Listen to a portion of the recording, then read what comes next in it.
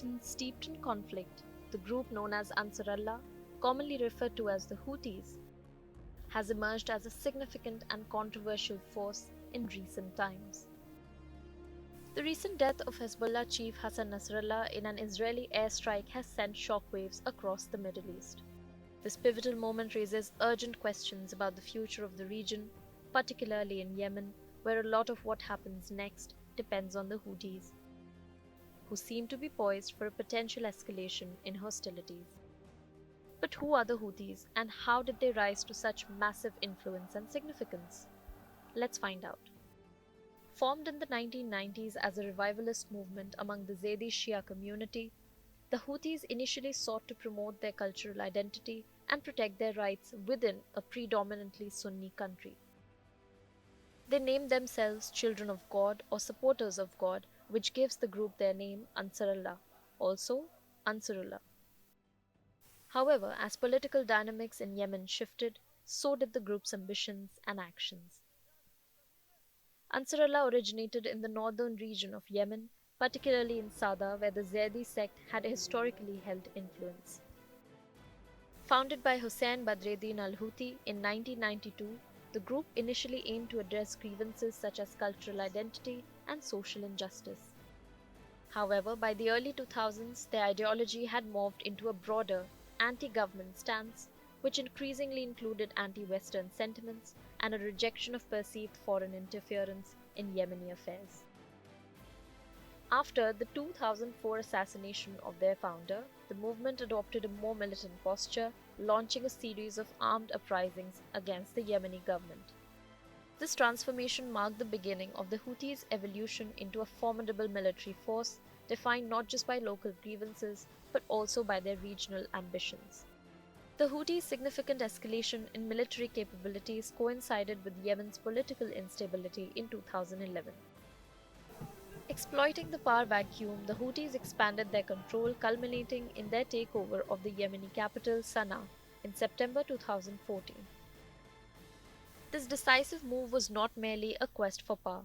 It was a calculated effort to impose their vision of governance, often employing brutal tactics against those who opposed them. Their involvement in the broader regional conflict further solidified their reputation as a terrorist organization.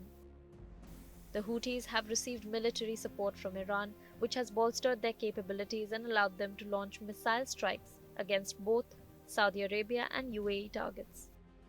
This support reflects a strategic alliance rooted in shared ideological goals, resisting Western influence and promoting an anti-Saudi agenda.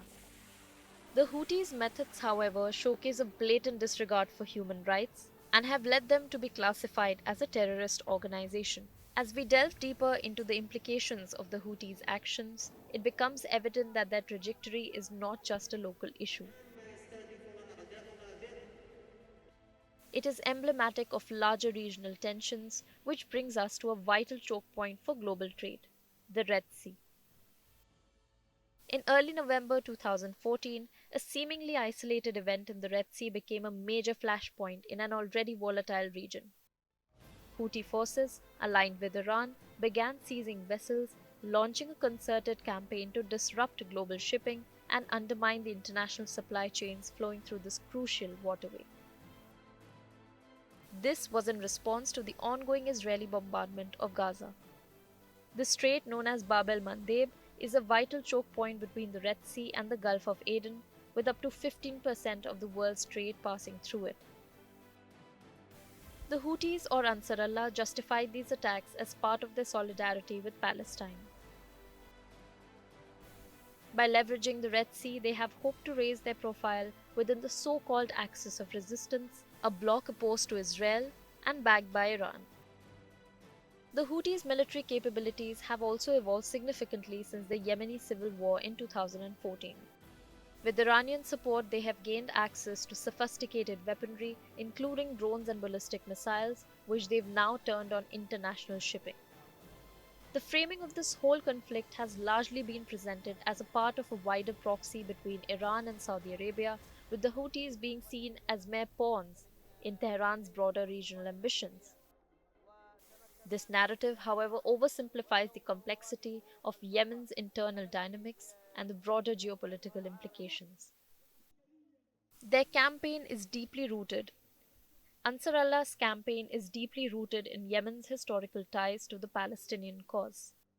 Yemen has supported Palestine long before the creation of the Israeli state, with governments across Yemen's political spectrum offering aid and even military support to Palestinian fighters over the decades. This latest campaign only allows the Houthis to align themselves with that legacy, using Palestine as a rallying cry to bolster their popularity domestically. Their anti Israel stance is also aimed at increasing their leverage in ongoing negotiations over Yemen's future. While the Houthis have framed their actions as acts of sovereign solidarity with Palestine, the reality is far more complex. Their actions in the Red Sea have drawn global attention to the fragility of Yemen and the strategic vulnerability of one of the world's most critical shipping lanes.